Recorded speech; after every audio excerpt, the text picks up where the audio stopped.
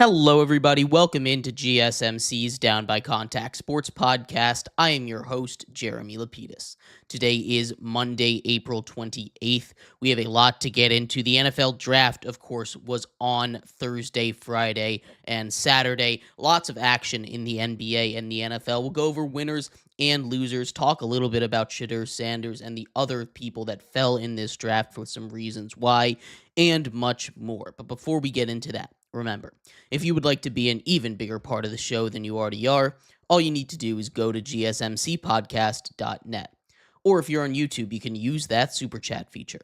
If you do either of those two things, a message should pop up on the bottom of the screen for you, me, and everybody else around the world to see. If you do have a burning question about sports, anything at all that you would like to ask, go ahead and throw that in the comments. Throw it in the chat. I will get to it as soon as I possibly can. I appreciate everybody so much for sticking around, talking some sports with me here on a beautiful Monday, April 28th. But like I was saying, we're going to start off our show here going over a little bit from the winners of the entirety of the NFL draft, I should say. And we're going to start off strong with the Dallas Cowboys. I think the Dallas Cowboys had an amazing draft. They did not quite get all of their needs addressed, but they did, and they did address it right away. It started off a little bit shaky in round one, getting off with guard Tyler Booker, a bit of a reach at 12, but he should still be a solid player to come in and replace Zach Martin, who went and retired this season. They also brought in edge and cornerback Donovan Ezeraku and Siobhan Revell Jr. Both of those guys I had fringe first-round grades on. They got 3 fringe first-round talents in the first 3 rounds. That is an automatic win right there for you, but that wasn't it. They got Jadon Blue, who's probably going to be getting a lot of touches for this Dallas offense.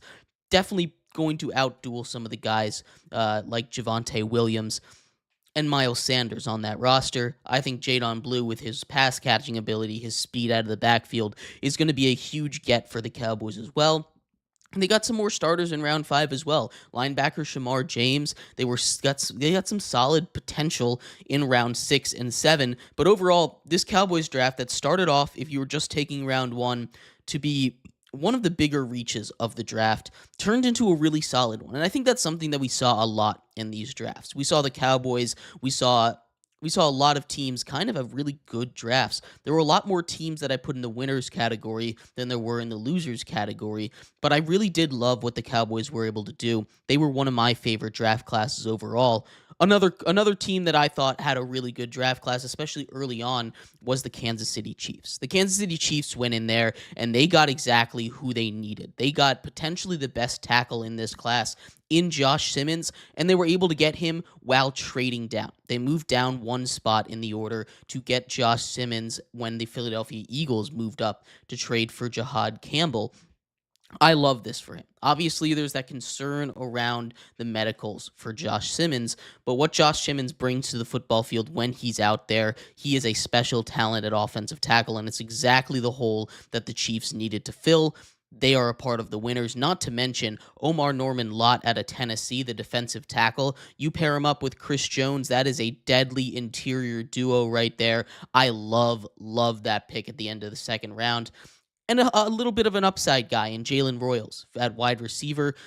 Really, the crown jewel of this draft is going to be those top 2 picks, but I also like Jalen Royals and a couple other guys on their draft class, what they're able to bring to a win-now championship mode kind of team. They did the best they could with those not-so-premium draft picks. The Patriots, arguably the best draft class overall. Obviously, a home run out of the park pick with offensive lineman Will Campbell. Sure, you can talk about his arms being a little bit short, but who really cares about that? He has been incredibly effective against SEC talents, guys that have been drafted to the league. He's exactly what they're looking for to set the edge for the Patriots. They also brought in running back Travion Henderson. They were able to get him after Quinshon Judkins went to the Browns. I love this pick for the Patriots so much, not just because Henderson has this breakaway speed and his ability to get open, catch passes, but also because of his ability to block. Pez pass blocking is some of the best that we have seen coming out of college in a very long time. It's something that he personally wanted to get good at, and that is exactly that kind of unsexy appeal that part of the running back's job, other than just, toting the rock 20 times a game, 15 times a game, getting the second most touches on the team outside of the quarterback. The running back has to play some pass protection. And what Travion Henderson is able to do, what he's able to bring to this Patriots squad is more than just his ability with the football in his hands. It's also going to be much more protection for second-year quarterback Drake May, as well as bringing in center Jared Wilson in the third round. Again, another pick that I love. I love how they're addressing that offensive line, making sure that not only do the Patriots have weapons, where they got a wide receiver out of Washington in the third round as well, do the Patriots have weapons for Drake May, but they also have the offensive line to protect him. You have to have one thing in this. You have to have two things, I will say, in the NFL to survive. You need to have a great quarterback, and you need to have a good offensive line. Now, you can balance that out, right? You can get an elite quarterback and an okay offensive line, like we've seen with the Chiefs. You can have a great elite offensive line and a good quarterback, right? But you just need some combination that averages out to great with both of them. And the Patriots are building the way that they need to. They've addressed defense in the free agency pool, addressed offense, the offensive line in the draft. I love what they've done this offseason. The Patriots near the top overall for my draft class. The Jets, I also thought, had a pretty solid draft. They went out and they got Armand Membu in the first round, who a lot of people are high on. I think he's a big guy that can move a lot of weight. I'm curious how his game is going to translate to the NFL. But in round 2, they got a tight end. A lot of people were mocking them, potentially getting Tyler Warren out of Penn State. Instead, he goes to the Colts, potentially getting a guy like Colston Loveland at 7.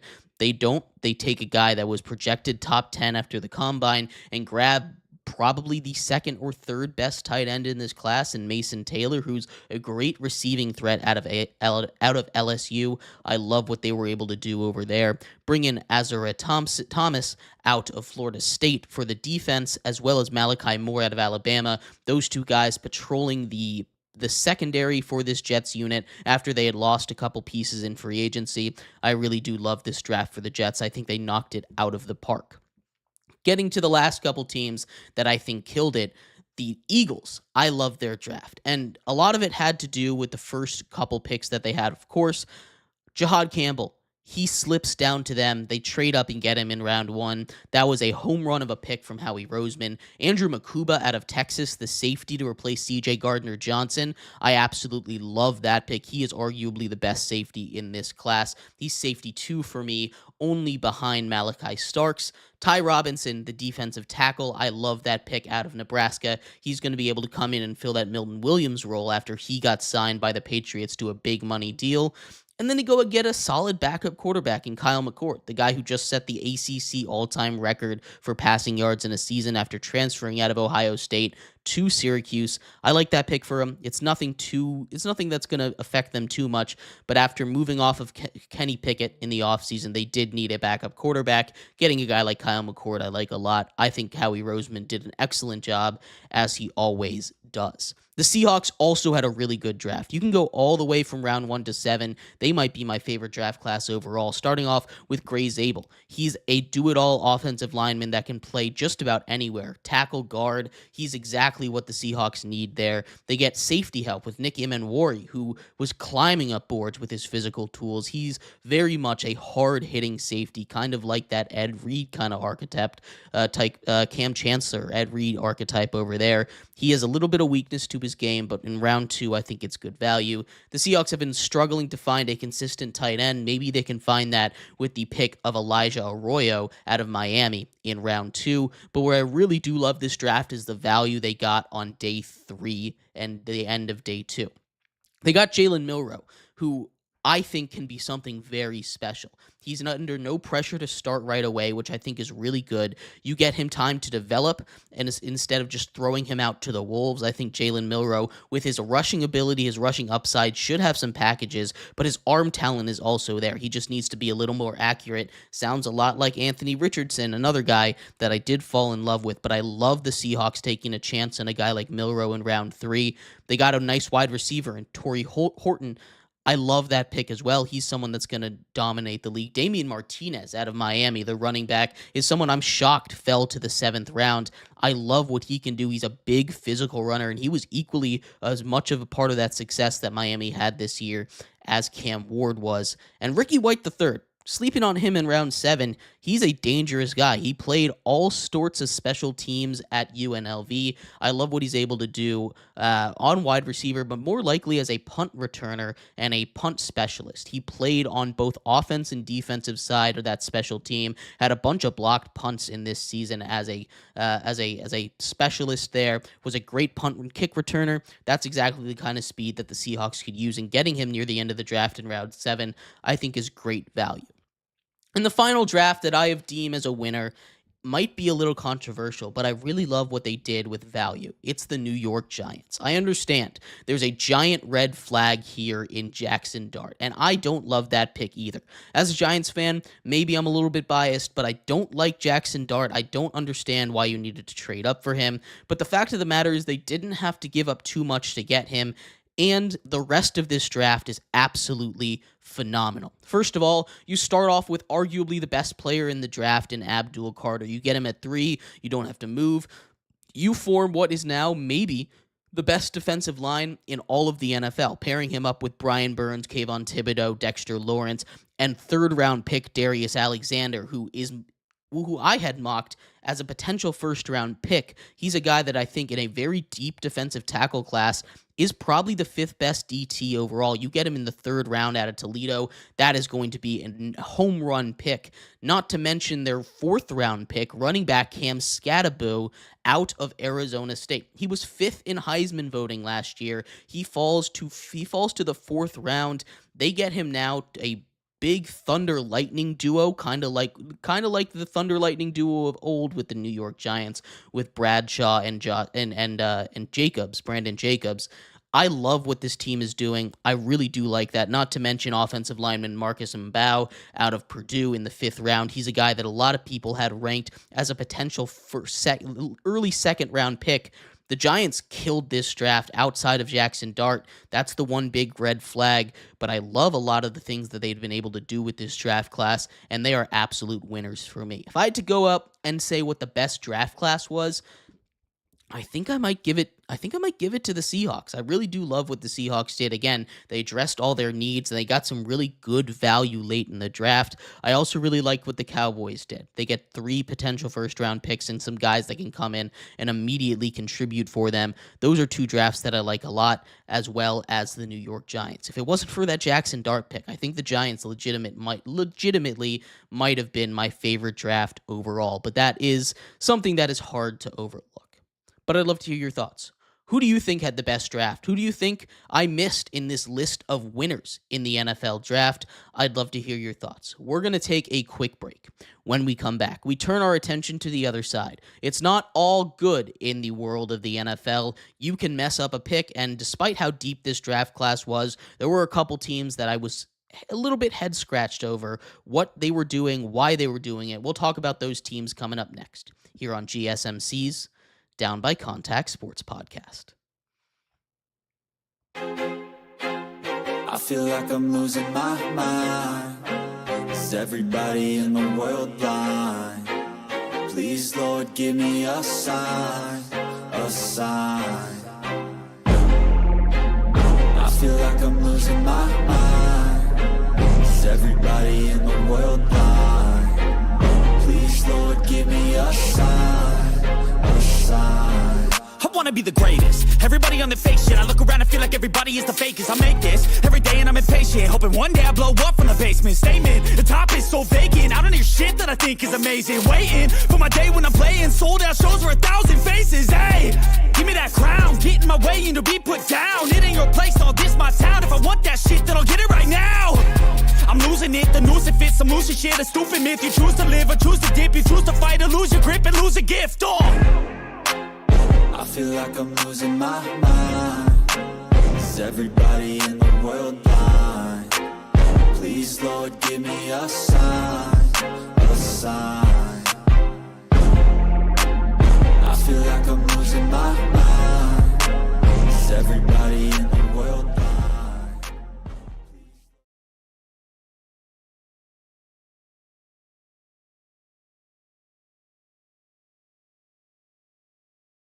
Welcome back to GSMC's Down by Contact Sports Podcast. I am your host, Jeremy Lapidus. Today is Monday, April 28th, if you are just tuning in. We just finished going over the winners of the 2025 NFL Draft. We had a whole bunch of teams that I thought did a phenomenal job with this year's draft. On the flip side of the coin, though, there were a couple teams that just didn't quite knock it out of the park. We'll talk about those teams in just a second, but before we do, remember, if you would like to be an even bigger part of the show than you already are, all you need to do is go to gsmcpodcast.net. Or if you're on YouTube, you can use that super chat feature. If you do either of those two things, a message should pop up on the bottom of the screen for you, me, and everybody else around the world to see. If you do have a burning question about sports, anything at all that you would like to ask, go ahead and throw that in the comments. Throw it in the chat. I will get to it as soon as I possibly can. I appreciate everybody so much for sticking around, talking some sports with me here on a beautiful Monday, April 28th. But like I was saying, we are going to get into what's going on with the losers of the NFL Draft. And we're going to start off with the Houston Texans. The Houston Texans had one major need heading into this draft, and that was offensive line. The Houston Texans instead decided to address the wide receiver need, which for sure was a need, but they needed an offensive line a lot more. Obviously, not just the awful, horrific offensive line that it was in last year's last year's team. You also move off of the linchpin of it all. You move off of your best offensive lineman, trading Laramie Tunsil to the Washington Commanders as they build up a really strong offensive line. And then you decide to trade out of the first round, which I don't necessarily blame them with the haul that they got. But this is definitely not the way that this draft needed to go. They went wide receiver heavy. They already had a solid wide receiver room, right? Obviously, outside of Nico Collins, the injuries have hurt them a little bit, but they had a lot more needs, and they just didn't address it. They only drafted one offensive lineman, and it was way later in the draft than I think they should have. If I were the Texans, I might have held on to that pick that they traded to the Giants because they didn't get too much in that package anyway. And I think the Texans, just made a big mistake by not addressing the offensive line, either in the offseason or in the draft, or should I say free agency or the draft. I'm just not a big fan of what they did. Not that the players they drafted were too bad, because I don't think there was a single draft overall that it would give less than a C-, if I'm being honest. All of these drafts I thought were pretty solid, but this Texans draft, it's down near the bottom of the list. They're the third worst draft for me. The next draft up that I did not like was the Buccaneers. And it's not like the players that they drafted weren't great. I love Emeka Egbuka. I think he's one of the safest possible picks in this draft. But where does he fit with this Bucs squad? You've already got Mike Evans, who is a perennial 1,000-yard receiver. Chris Godwin, who, yes, coming off injury, but still, he's going to be back this season. Where does that leave room for Egbuka to show up? And then McMillan, who really broke out at the end of last season. He had a huge year as a rookie, and now you're adding Egbuka into that picture. And again, you can never really have too many great receivers. But the issue with Egbuka is he just does not fit with this Bucs team. There's so many other places that I would have liked to see him go, and they spent a first-round pick on him. This is a Bucs team that has needs. I would have loved to see them grab Jahad Campbell here, grab a corner here like they addressed in the upcoming rounds. Maybe you can grab, there were plenty of corners available at 19 for them to grab, both of those top ones, both Jahdae Barron and Will Johnson out of Michigan were both available there for the Bucs at 19.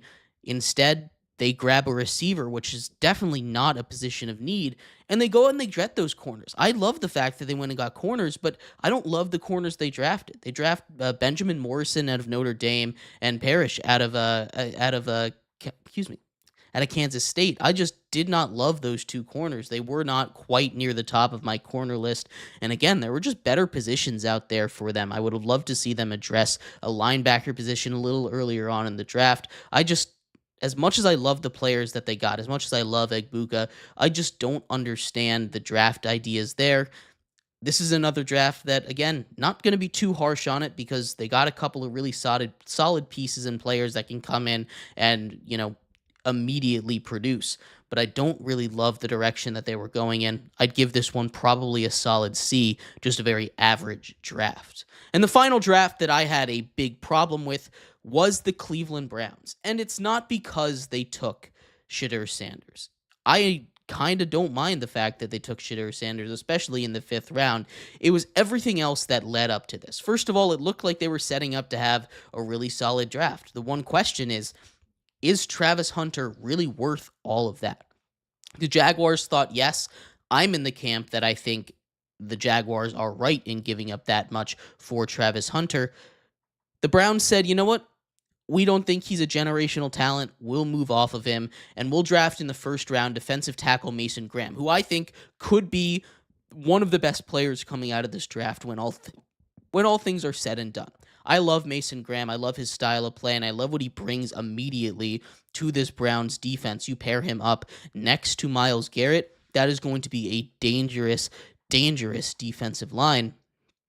But then after that, they kind of just wasted the rest of their picks, right? They needed a running back, so they went and got Quidshawn Judkins from Ohio State, while TreVeyon Henderson was still on the board. I like Judkins. I like Henderson. I personally would have taken Henderson over Judkins, but I don't necessarily mind that. Where the issue comes in is you then bring in Dylan Sampson from Tennessee later on in the draft. And again, you kind of want to take value, and I don't necessarily hate that they took 2 running backs, but it's not just the fact that they duplicated up at running back when they had a lot of other needs, but they duplicated at quarterback as well.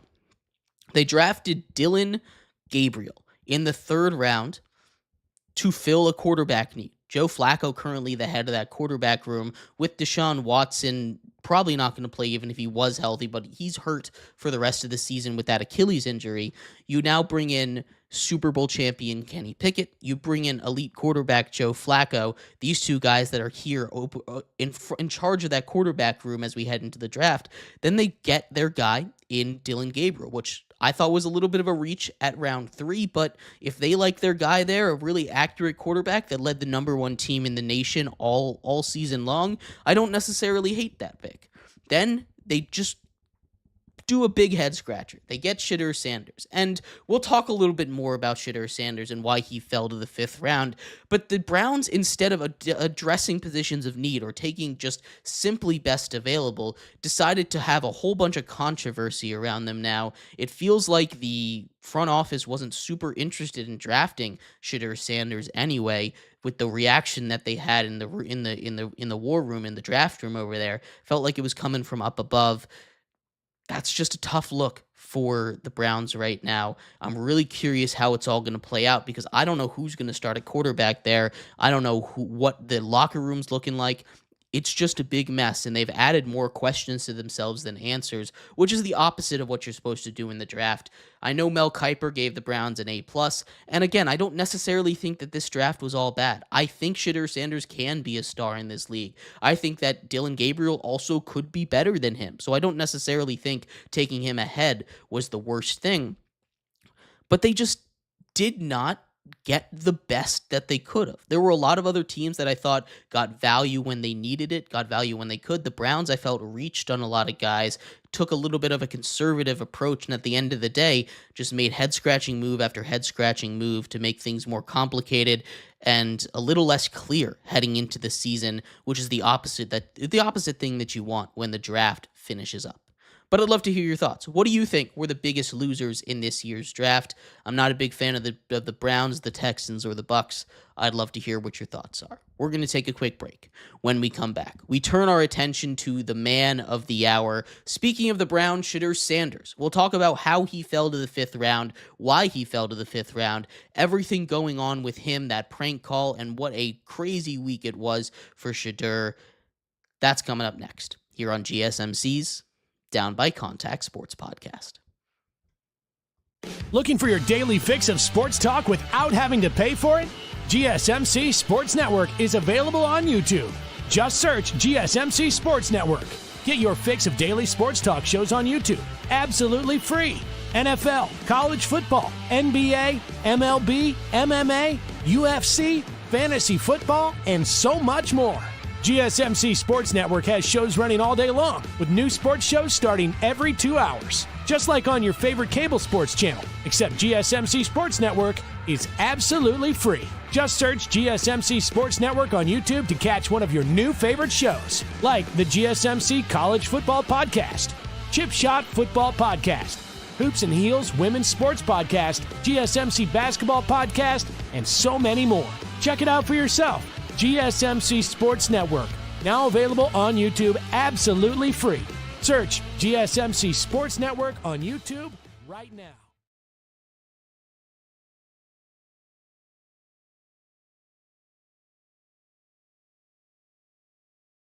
For the best and latest podcasts available anywhere, go to the podcast app on your cell phone and type in GSMC to access free content-rich podcasts on health and wellness, book reviews, sports, entertainment, relationships, social media, movies, technology, finance, and even weird news. Subscribe and download the GSMC Podcast Network's family of shows, available everywhere podcasts are found.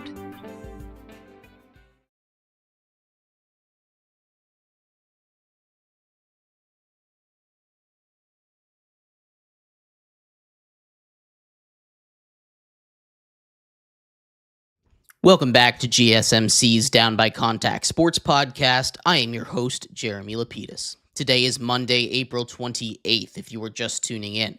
We just finished going over the winners and losers from the 2025 NFL Draft Instant Reactions. Go and check that out if you missed it. In this segment, we turn our attention to the big story of the draft, which maybe it shouldn't have been the big story, but it certainly turned into it. Shedeur Sanders falls all the way down to the 5th round. We'll talk about why that might have happened, what this means for him and his future, and much more. But before we do, remember, if you would like to be an even bigger part of the show than you already are, all you need to do is go to gsmcpodcast.net. Or if you're on YouTube, you can use that super chat feature. If you do either of those two things, a message should pop up on the bottom of the screen for you, me, and everybody else around the world to see. If you do have a burning question about sports, anything at all that you would like to ask, go and throw that in the comments. Throw it in the chat. I will get to it as soon as I possibly can. I appreciate everybody so much for sticking around, talking some sports with me here on a beautiful Monday, April 28th. But like I was saying, we are going to get into everything going on with Shedeur Sanders, the story of the NFL Draft. Shedeur Sanders, son of Deion Sanders, projected number 1 round pick, even projected to be the number 1 overall pick at some point in this draft process very early on before Cam Ward really took that step ahead of him. Shedeur Sanders, who could have gone anywhere from 2 to where he went at 144, goes in the very bottom of his range. And there's a couple of reasons why this happened. Of course, the first one is maybe the most simple one, right? It's always, the easiest explanation is usually the most correct one, is the way we look about this, right? Shedeur Sanders, of course, is not necessarily the most perfect quarterback prospect. One of the things that I've talked about a lot when we talk about the NFL, when we talk about football, is the fact that Shedeur Sanders is really bad at avoiding sacks. And sack avoidance is one of the most important things. It's basically the same as a turnover or a 10-yard holding penalty, except you lose a down there, right? The clock keeps rolling. And one of the biggest weaknesses for Shedeur Sanders was the fact that he just took way too many sacks. You can say his offensive line was bad. You can say that he was doing everything he can. But the offensive line was not the worst, right? There were worse situations. He holds the ball for too long, and what he tries to do, kind of like what we saw with Caleb Williams, and we saw Caleb Williams struggle when he made his transition to the NFL, was the fact that he's just not he's not more athletic than everybody in the NFL, the way that he and Caleb were when it came to the college levels. You can run around, do your pirouettes, jump over a guy in the backfield when you're in college, but once you get to the NFL and you run into these big professional players, it's a completely different level. Caleb Williams had his moments. He figured that out. He got to figure that out this year. Otherwise, I don't really know what his future looks like now that the Bears have surrounded him with a much better offensive line. But Shedeur Sanders was going to have the same problem. The saving grace with Caleb Williams is the fact that he has a once-in-a-million-years arm. He's a guy that any arm slot, any arm angle can make that throw. He's got the arm talent to do that, while Shedeur Sanders on the other side does not quite have that arm talent. He doesn't have the cannon. He's got an arm more similar to guys like Tua or Chad Pennington earlier on, these guys that were really accurate, which is something that is a huge part of Shedeur's game. He is the most accurate quarterback in the history of college football, 74%. But Bo Nix also along those lines, another guy that I don't like. Bo Nix has a better arm than he does, right? This is going to be the issue for Shedeur. The other issue with him is and I'm sure a lot of other teams would have been happy to take him as a backup, but you can't just simply take Shedeur Sanders as a backup, not with all the media attention surrounding him, which is why we saw guys like Tyler Shuck go ahead, which is why we saw guys like Jackson Dart, which is why we saw guys like Jalen Milroe and guys like Jalen Milroe, and we saw guys like Dylan Gabriel go ahead of him, because maybe and probably Shedeur Sanders is a better prospect than Dylan Gabriel. Maybe and probably Shedeur Sanders is a better prospect than Tyler Shuck.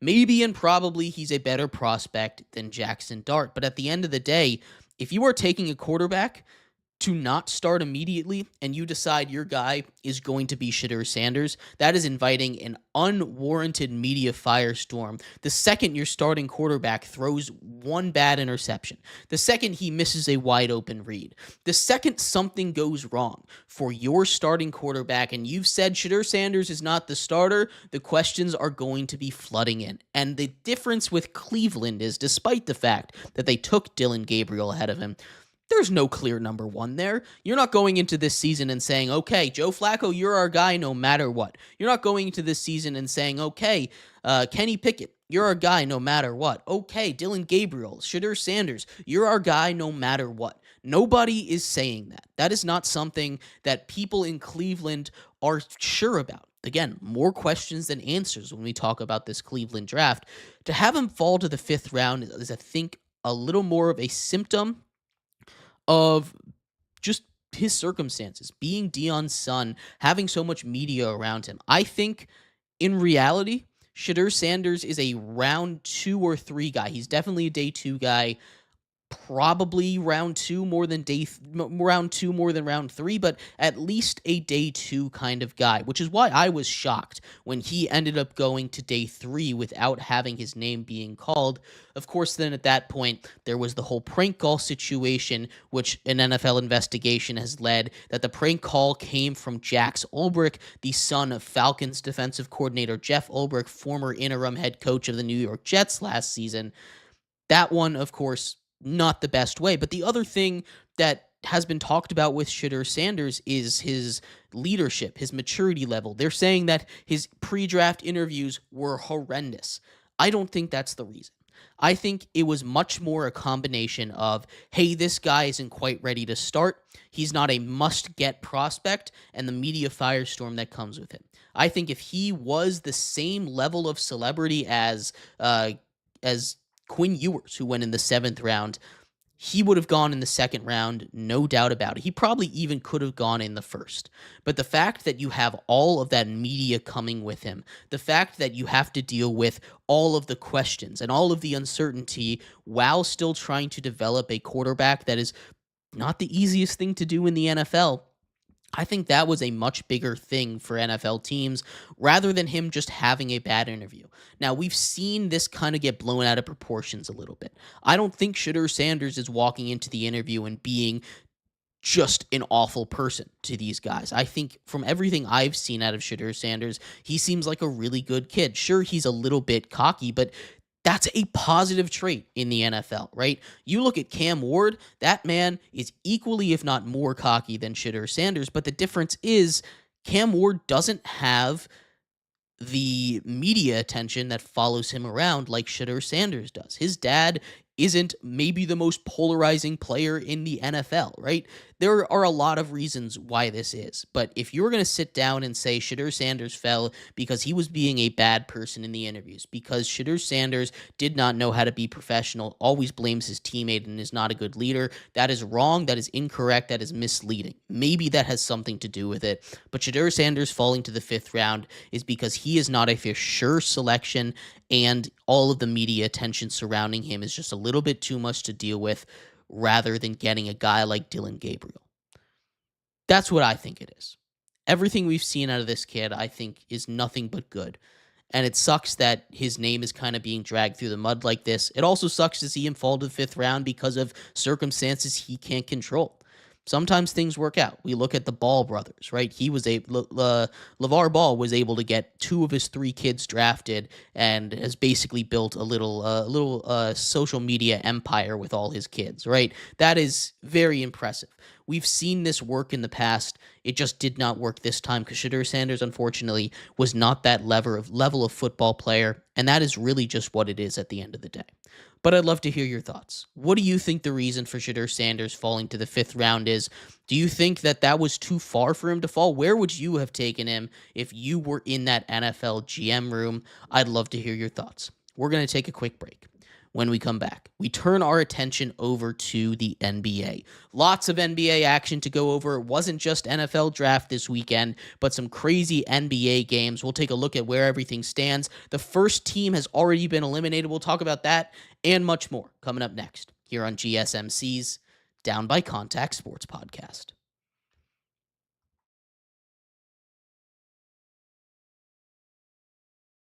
For the best and latest podcasts available anywhere, go to the podcast app on your cell phone and type in GSMC to access free content-rich podcasts on health and wellness, book reviews, sports, entertainment, relationships, social media, movies, technology, finance, and even weird news. Subscribe and download the GSMC Podcast Network's family of shows, available everywhere podcasts are found.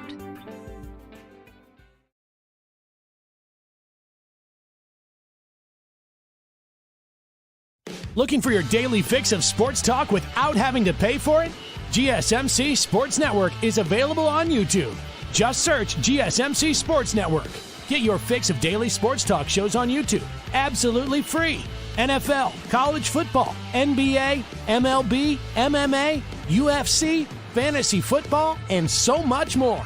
GSMC Sports Network has shows running all day long, with new sports shows starting every 2 hours. Just like on your favorite cable sports channel, except GSMC Sports Network is absolutely free. Just search GSMC Sports Network on YouTube to catch one of your new favorite shows, like the GSMC College Football Podcast, Chip Shot Football Podcast, Hoops and Heels Women's Sports Podcast, GSMC Basketball Podcast, and so many more.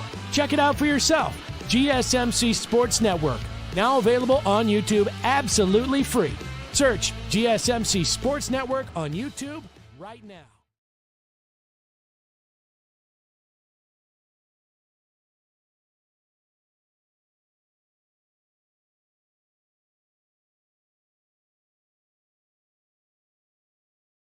Welcome back to GSMC's Down by Contact Sports Podcast. I am your host, Jeremy Lapidus.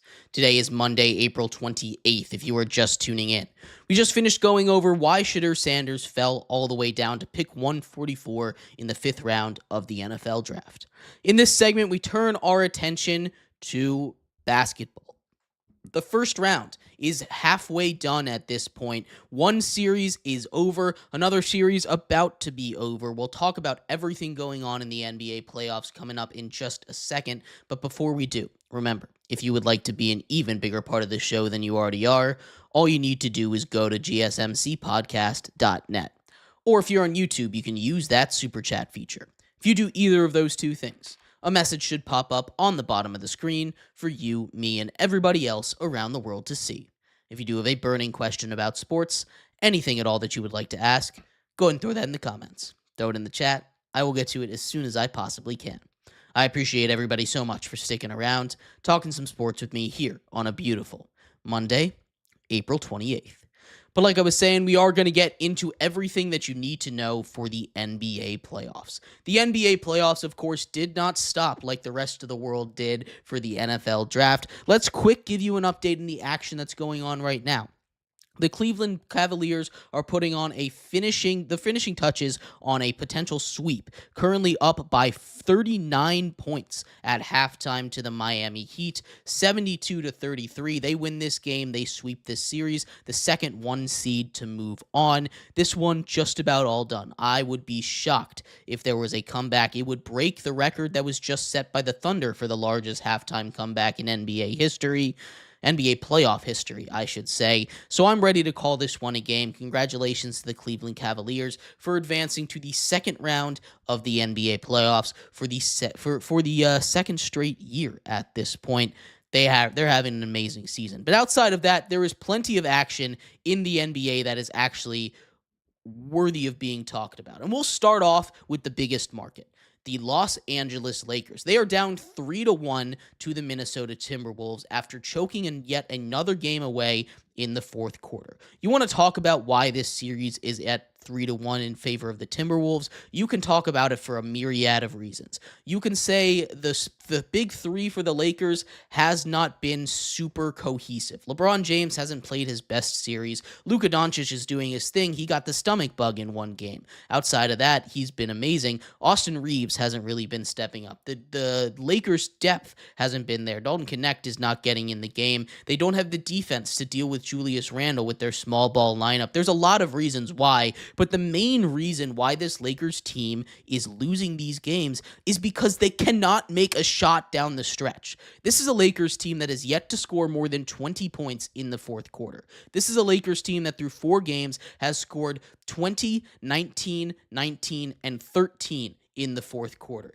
This is not how you close out games. A lot of times I say basketball, when you're watching a basketball game, the only thing that matters is the last 5 minutes. If you're within 10 points in the last 5 minutes, you've always got a shot, because basketball is a game of runs. It always has been a game of runs, and nothing is going to change that.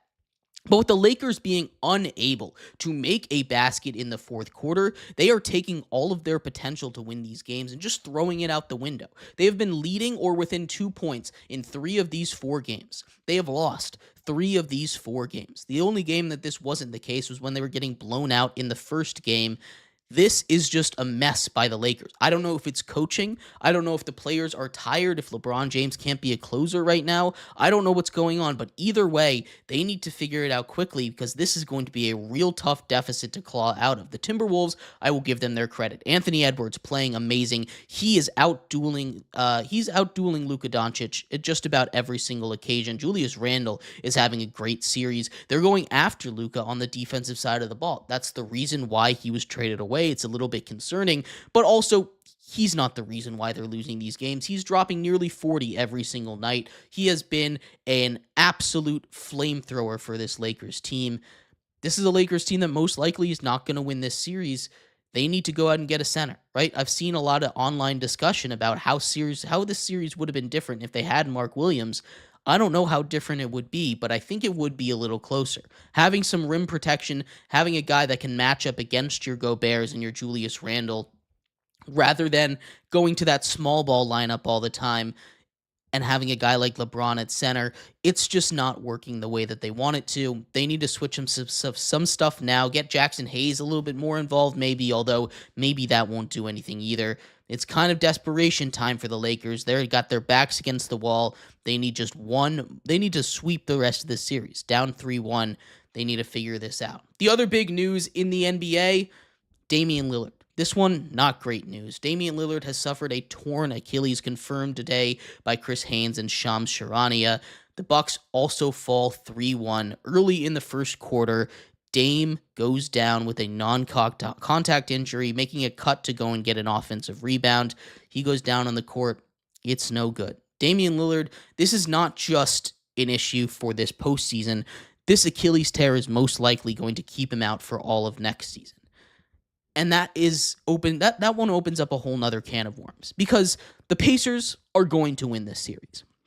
They were just too balanced of an attack, and despite Giannis being potentially the best player this postseason so far overall, not just in this series, but overall, the Pacers just have too many weapons. Giannis can only shut down so many people. He can only do so much on his own. The Pacers had 8 people in double figures in their last game. They're a very balanced team. Tyrese Halliburton, while he's an engine, doesn't have to be the main offensive scoring engine. He also has amazing, he's also huge in that passing game. Getting more creation out of him is exactly what this Pacers team needed. They're really good this year. But Damian Lillard, this goes a little deeper than just this playoff series, because the issue with Dame is there have been rumors of a potential Giannis wanting out of the Milwaukee Bucks. And Damian Lillard did the right thing, the quote-unquote right thing, right? By staying with the Portland Trail Blazers for basically his entire prime. He stays with them. They don't get anything around him. They make a couple deep runs in the playoffs, but outside of that, just about nothing. They sell the team. They sell Dame. Dame is out of there. He joins Giannis, and that pairing just has not worked out yet, right? Whether that's because of injuries or defensive concerns, but now Giannis wants potentially out of Milwaukee. And if you put Dame back in that situation he was in Portland in, coming off of an Achilles, it just doesn't work for him. Damian Lillard is a very special basketball player. He's past his prime. He's not quite the same leader that he was, or the same kind of basketball player, I should say, as he was back when he was in Portland. But that doesn't mean that this Bucks team can't be good, right? If you put him and Giannis and make a bunch of great defenders around them, bunch of 3-and-D kind of guys, that is exactly how you want to build this team. Instead, they bring in Kyle Kuzma, all offense, no defense. They move off of Chris Middleton, who 3-and-D guy, exactly the guy that you want, despite his struggles. That's the kind of guy that you need for this team. Even though he's been injured, this is just a brutal loss for the Bucks. It's brutal for Dame, because I don't know if he's ever going to get a real chance at a title ever. Period. Not just ever again, ever, especially with the potential that Giannis moves off next season. He doesn't seem too happy with the lack of winning in Milwaukee. That's just a brutal one. The Pacers should move on over there. The Knicks-Pistons game also goes to 3-1 in favor of the New York Knicks after a really controversial call. Tim Hardaway Jr. had the ball off of a missed Cade Cunningham floater, got kicked out to him in the corner, and there was a foul.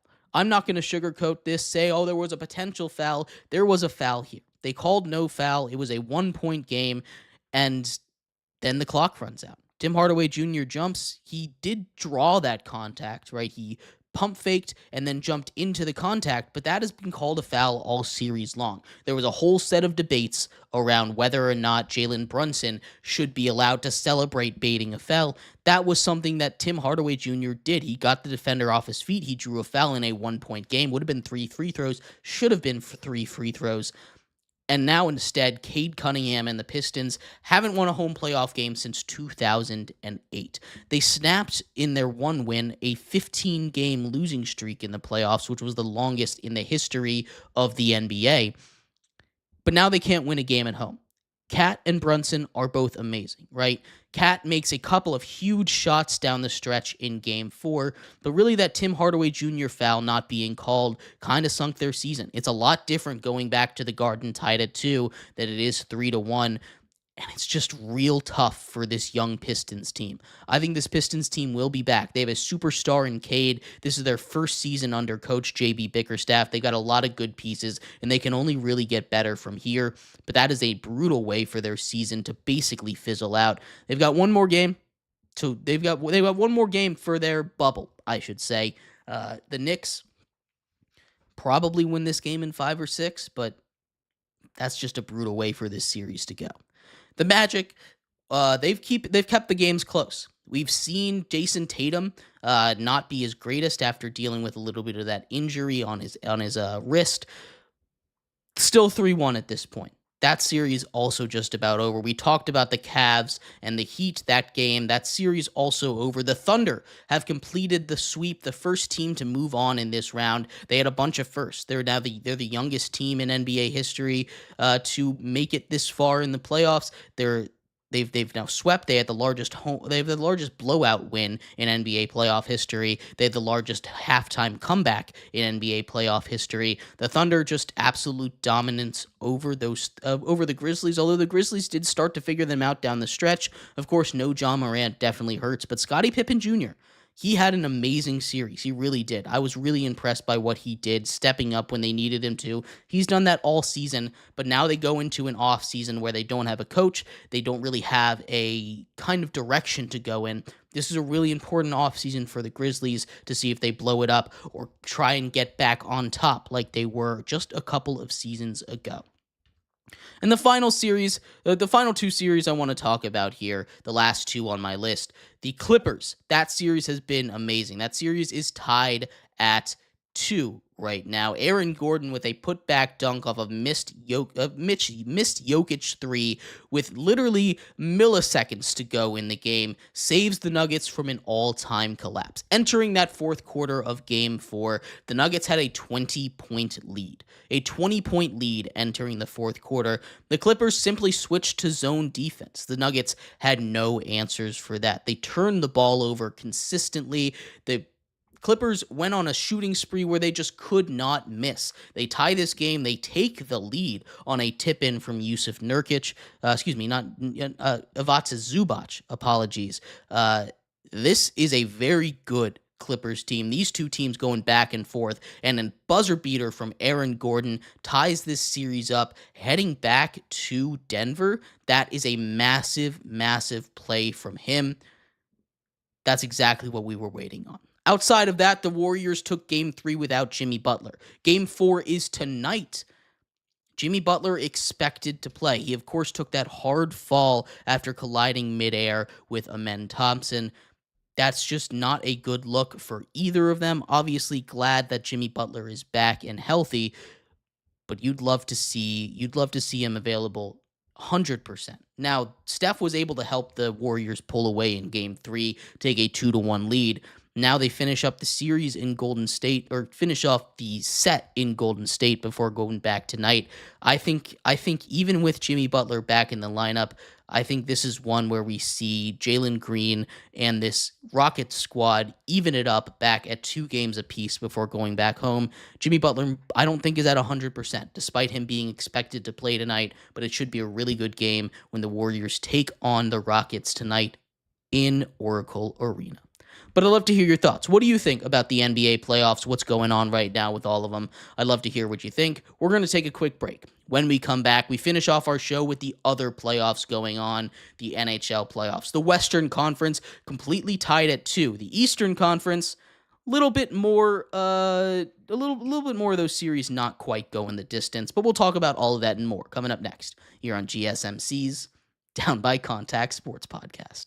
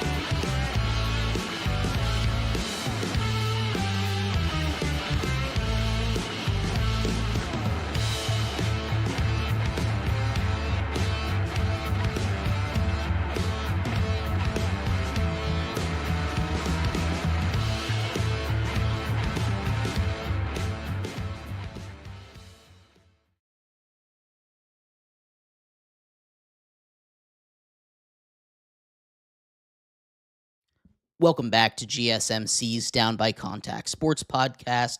I am your host, Jeremy Lapidus. Today is Monday, April 28th, if you were just tuning in. We just finished going over everything you need to know about the NBA playoffs as we are set for Game 4 between the Rockets and the Warriors tonight. In this segment, we turn our attention to the ice, the other playoffs going on right now, equally as important, and we'll give you a little recap of what's going on over there. At the Western Conference, all 4 series knotted up at 2. It looks like the Eastern Conference probably going to get 1 knotted up at 2, but the rest at 3-1. We'll talk about those, what's going on. But before we do, remember, if you would like to be an even bigger part of the show than you already are, all you need to do is go to gsmcpodcast.net. Or if you're on YouTube, you can use that super chat feature. If you do either of those two things, a message should pop up on the bottom of the screen for you, me, and everybody else around the world to see. If you do have a burning question about sports, anything at all that you would like to ask, go ahead and throw that in the comments. Throw it in the chat. I will get to it as soon as I possibly can. I appreciate everybody so much for sticking around, talking some sports with me here on a beautiful Monday, April 28th. But like I was saying, we are getting into everything you need to know about the NHL. The NHL playoffs continue to go. End of the second in the live game between the Florida Panthers and the Tampa Bay Lightning. Lightning up 2-1 after 2 periods. They are down 2-1 in that series, looking to tie it up right now as these two teams physical going at it. But before we get into series by series, I want to talk about a theme of these playoffs, and that is power play success. Overtimes and power play success. It is really cool to see all of these teams going to overtime, all of these games going to overtime. There have been 3 straight overtime games in the Battle of Ontario between Ottawa and the Maple Leafs. We have seen a lot of power play success. In fact, this is the most successful power play playoffs that we have ever seen in the history of the NHL. Teams are converting on their power plays nearly 30% of the time, sitting at about 27%. The record all-time is 25%. This is an all-time playoff record, what is going on right now, and it's really cool to see the offenses take center stage, despite everything that's been going on in hockey over the last 10, 15 years, with the goalies really being the thing that shines. We'll talk a little bit about a goaltender that should be shining but is not, starting off in the Western Conference. The Blues tied the series up at 2 apiece with the Jets. Connor Hellebuyck has just not been what we see in the regular season, right? Connor Hellebuyck is a guy that won the Vezina, is going to win the Vezina again this year. I know he's made the finalists, but it's not out yet. He is someone that needs to play better. This is the same story from last season. This is something that just can't. This is the reason why the Jets are the President's Trophy Cup winners. They're a very good team, but they rely on that goaltending. And when Connor Hellebuyck disappears, as he has the last couple games, this is a Blues team that's going to step up and is going to cause trouble. This is not an easy series for the Jets as much as I thought it was going to be. Anthony A. says, I've said this multiple times, but the Panthers are a playoff team.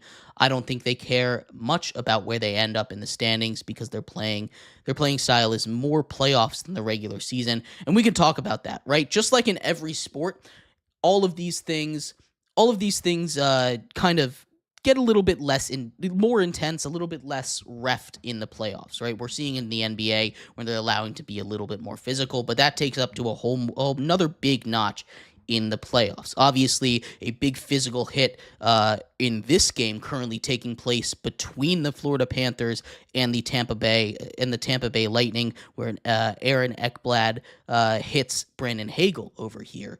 This is something that, controversy aside, we don't want to stop the game, right? We don't want to stop the game for these penalties. It's something that is one of my favorite things about the Stanley Cup playoffs, really. We get to see some real rivalries because of the way it's set up with the in-division playoffs. Again, something that I really love. Anthony also says Connor is a regular season goalie, kind of like how Roberto Luongo was at the early stages of his career. You're absolutely right. That seems to be the trend. I thought maybe he would kick it this year with the way that he performed all season long, but he seems to be that issue. And this is a Jets team that I thought was going to go deep because I thought Hellebuyck was going to be able to do his thing. But outside of him, This Jets team really hasn't been able to do too much offensively either. We've seen Jordan Binnington show up and do his thing on his side of the puck, which, he either does his thing or he implodes, giving up 5 goals. So he's someone that really can take over series, and we've kind of see him do that against the Jets this year. Outside of that, we have 3 other series tied at 2 in the Western Conference. Dallas and Colorado have gone back and forth. A couple of overtime wins for Dallas, one for Colorado as well. These teams have really played tight the last couple of years against each other. You get Gabriel Landeskog back. Gabriel Landeskog for the Colorado Avalanche back. That is a huge win for them. He scores a goal, his first goal since Game 3 of the Stanley Cup Finals when they won just a couple of years ago. Dallas has led the series for less than 5 minutes, but they're tied at 2 either way. Game heads back to Dallas tonight. That one should be a lot of fun. I think that one might even go to overtime again. Between the Vegas Golden Knights and the Minnesota Wild, also tied at 2 as everything in the Western Conference is. This one is exactly what we expected. Physical hockey. We saw Vegas take game 4 in overtime to tie the series at 2 after Minnesota had taken a 2-1 lead in the series. Minnesota's healthy. Kirill Kaprizov is playing like the best player in hockey right now, despite him missing a lot of the season due to injury. He is back. That's exactly what the Wild need, and they're a very dangerous team if he keeps playing at the level that he is. The Oilers just magically find a way to come back every single game, right? This is going to be yet another comeback story. We saw them obviously go on that big comeback run in the Stanley Cup Finals, forcing Game 7 last year. Connor McDavid has now engineered 2 amazing comebacks. One of them worked, one of them didn't. Leon Draisaitl finishes that out after the Kings just can't keep the puck out of the back of their net in the third period. Anthony said there's a double standard in the NHL. They're probably going to try and suspend Aaron Ekblad for that hit, but last year they allowed Leon Draisaitl to get away with a dirty hit on Barkov. I actually would be shocked if they suspended Aaron Ekblad for that. As much as they probably would have in the regular season, I expect more of a fine. I point towards the Caps and Habs series where we saw Tom Wilson have a little bit of a cheap shot. I'm a Caps fan, so I'm a big fan of him. So maybe I'm a little more biased towards the Caps here. There was a little bit of a hard hit there. They obviously were fighting in the benches. We saw some fines rather than some suspensions, and I think that's what it's going to be in the playoffs. I think you have to do something completely egregious to get suspended in the playoffs. And sure, that hit, you see the forearm to the face, but with Ekblad over there, he's just so important to this Florida Panthers team. I can't see the league suspending him for this. I think it would have to be a repeated thing, and it just hasn't gotten to that level yet. It's a physical series. You're going to see an answer for it, maybe even later this game as we get into the third period just now, but that's something that I don't necessarily think is worth suspending, especially in a tight playoff series like this one. We've talked a lot about tight playoff series so far, but there's a couple that just aren't it. I thought the Ottawa Senators were going to put up a little bit more of a fight in this one against the Toronto Maple Leafs. Instead, they survive, scratch and claw their way back in overtime in Game 4 to avoid a sweep. They're on their last legs. They don't really have much to stand on over there. We talked about Florida and Tampa heading into the third period right now, but the Capitals and the Canadiens, those two teams have been incredibly physical with each other. Obviously, there was the whole thing with Tom Wilson fighting on the bench over there. Saw some fines. We saw some more fines in the pregame for Game 4 that saw the Caps win, leading to a 3-1 lead for them. Logan Thompson, of course, dealing with an injury after getting run into by his own teammate. He gets back up, plays in Game 4 for them. That's just a hockey player for you. This is going to be a really tough series for the Habs. They're a young team. They should be back, but they're playing physical with a team that is willing to get physical with them, and that is what the playoffs are for you. The last one, the New Jersey Devils are doing their best. They're down 3-1 to the Canes at this point. There was some more controversy with them taking out goalie Frederik Andersen. Of course, that one, it looked a little bit more like an accident to me than anything else. Anthony says both Montreal and Ottawa came into the playoffs a year too early. I agree, but it's good to get that playoff experience for them. It's not something that you can just magically get, and getting those young guys their toes in the waters, their toes wet in the water of the playoffs, I think is really huge for their future. They've got a nice young core going, and I think they're going to be ready to make a big run next season or even the season after that. A similar story for New Jersey. I know they've kind of been here and done that before, but they're just a little bit too injured. I like this Devils squad if they were healthy. I think the Canes were a bad draw for them. I think the Canes are just an incredibly talented team. The Canes should run away with this series, but at the end of the day, nothing you can do if you're New Jersey. I love the way that they're playing with toughness. They're keeping these games close. I love the way that they're playing with urgency as well. But overall, this is a playoffs that is going to be more and more wild. That Western Conference, we could have 4 Game 7s, and I would not be shocked. The Eastern Conference probably going to get pretty much settled up in the next couple of games, outside of maybe the battle for Florida here, as the Lightning have taken. The Lightning are on the power play right now. Maybe we see them extend their lead. These two sides of the brackets will eventually kind of sync up with each other. But that Western Conference, the first round of the Western Conference, always a movie. And you should absolutely be tuning in if you haven't seen any of it yet. But thank you, everybody, so much for tuning in to today's episode of GSMC's Down by Contact Sports Podcast. I have been your host, Jeremy Lapidus. We will be back tomorrow going over everything from around the world of sports. Playoff games in both the NHL and the NBA, as well as big news from around baseball, basketball, and football. We'll see you then. Have a good one. Bye-bye.